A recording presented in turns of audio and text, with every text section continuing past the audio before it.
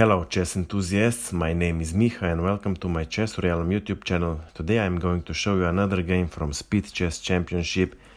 In their quarterfinals, Maxime, Vachier-Lagrave, commonly abbreviated as MVL, and Levon Aronian met and they played series of games with 5 minutes and 1 second increment, 3 minutes and 1 second increment and 1 minute and 1 second increment. This was the third game of the 3+1 series. MVL had white pieces and he started with e4, e5, knight to f3, knight to c6, bishop to c4, bishop to c5, and we have gioco piano or Italian game, white castles kingside, knight to f6, d3, d6, c3, black castles kingside, rook to e1.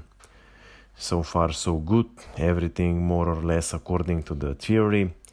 Black continues with a5, knight from b to d2, bishop to e6, offering the trade of bishops, but white disagrees and plays bishop to b5, threatening to take the knight and double the pawns along the c-file, but black doesn't care and plays queen to b8, with the idea queen to a7 and later with knight to g4, putting pressure on the f2 pawn. So white has to counteract. Knight goes to f1, queen to a7 and bishop to e3. Besides offering the trade of bishops, white is threatening with d4 and later d5, double attack on the pieces. So black has no other option but to take the bishop. White recaptures and now a4, taking action on the queen side by further advancing a pawn. White plays bishop to c4. Black trades bishops, white recaptures and now b5, further gaining initiative on the queen side. So white removes the knight to e3, rook from f to e8, queen to c2 and now b4, trying to open b-file. But white shouldn't be concerned about that because white had simple move at his disposal, and that is knight to f5, eyeing on the black king, and black would have to be careful because queen to d2 with the intention on bringing her on the king's side would actually be unpleasant for black. But white saw the things a little differently and played rook from a to d1, queen to b7 and knight to d5, where black decides to trade the knights, but instead of removing the knight on c6, black plays b3, attacking the queen and the pawn on a2. And if white doesn't want to take the pawn, black can always bring in the knight, trying to place him on b3. So white has no other option but to take the pawn on b3. Black recaptures with pawn because he has to attack the queen, so when white removes the queen to d2, then knight goes to e7, pawn on d5 is under attack. White defends with c4 and now rook to a2. Black is trying to use the fact that he owns a-file, but maybe it would be better if here black would block the center with c5, thus limiting the movement of white knight and preventing any pawn breakthrough. So after rook to a2, white queen goes to c3.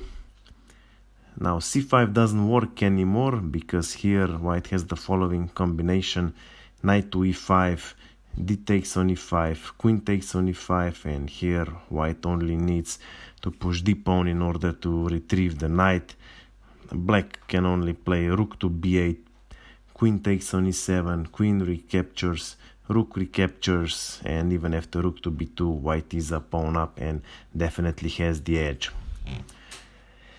In the game, black played rook to b8 and now d4, trying to break the pawn chain, so black supports with f6, d takes on e5, d takes on e5, and now d6, attacking the knight and the pawn. So black takes the pawn on d6, rook recaptures, white is trying to take over the d-file, but black had a simple defending maneuver, queen to a7, threatening to pin the rook on the first rank, which would render it useless. But here black makes the first in the series of inaccuracies. King goes to f7, white plays c5. Here was the last chance for black to remove the king to the last rank, for example to f8, or maybe play queen to b5. That would be more tenacious, but here black makes a fatal blunder, queen to b4. You will see immediately why. White sacks the knight on e5 check. Well, black can only take, or he is a pawn down in a lost position, so f takes on e5, queen takes on e5, rook to a7, defending the knight on e7, and now rook to d4, attacking the queen on b4. Now you see why queen to b5 was better move. White now brings the rook into the game while attacking the queen, so black has to remove the queen and loses tempo.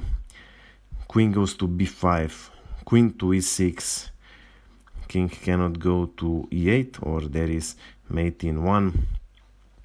So king goes to f8, rook to f4, king to e8, c6, threatening mate in 1. So king goes to d8, and here we have a forced mating sequence. It's mate in 7, starting with rook to f8, king c7, queen e7, king b6, rook b8, rook b7, rook b7, king c6, queen c7, and then it's mate in 2 moves. I will leave it for you to find it. But in the game, white missed this mating sequence and played queen to d6.